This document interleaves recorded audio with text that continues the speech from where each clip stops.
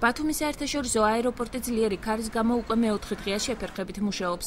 სამდღიანი შეჩერების შემდეგ გუშინ კომპანია აირზენეს წარმომადგენლებმა მოსკოვის მიმართულებით ფრენა განახორციელეს, თუმცა დღეს 13 საათზე დაგეგმილი ბათუმი-კიევის რეისი რამდენიმე საათით გადაიდო და სავარაუდოდ გაუქმდება. ავიაკომპანიის წარმომადგენლის განცხადებით სიტუაციას ძლიერი ქარის გარდა უკრაინაში დიდ თოვლობაც ამძიმებს, ამიტომ გზავრთა სიცოცხლეს ისინი საფრთხეს ვერ შეუქმნიან. კომპანია Turkish Airlines სალაროები დღეს არ მუშაობდა. აეროპორტში განაცხადეს, რომ მოცემულ კომპანიას უკვე მეოთხე დღეა ფრენა საერთოდ არ განუხორციელებია. აეროპორტის პრესამსახურში ვერ ასახელებენ კონკრეტულ თარიღს თუ როდის განახლდება რეისები ბათუმის აეროპორტიდან და აცხადებენ, რომ ისინი ამდის გაუმჯობესებას ელიან. ამ დროისათვის ბათუმის აეროპორტის ასაფრენ ტრასაზე ქარის სიჩქარე 18-20 მეტრ-წამს აღემატება, როცა დაშვებული ნორმა 10 მეტრ-წამს შეადგენს. რეისის განხორციელებას უკვე რამდენიმე საათია ველოდებით. გვეუბნებიან, რომ ქარის გარდა უკრაინაში გადაუღებლად თოვს და ფრენები შეჩერებულია.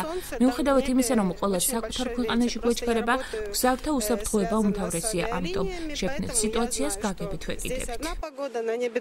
ბათუმი-კიევის მიმართულებით 13 საათზე მივფრინავდით, რეისი დაკავებულია მომიდობის გამო ბათუმში ქარია და აგრევე კიევის აეროპორტში ძლიერი თოვლია. ამის გამო ჯერჯერობით დაკავებულია ეს ორივე რეისი. დაველოდებით მანამ, სანამ არ გამოსწორდება ამინდი და არ იქნება ხელსაყრელი პირობები ფრენისათვის. უნდა შეესრულებინა პირველ საათზე კიევის მიმართულებით ფრენა.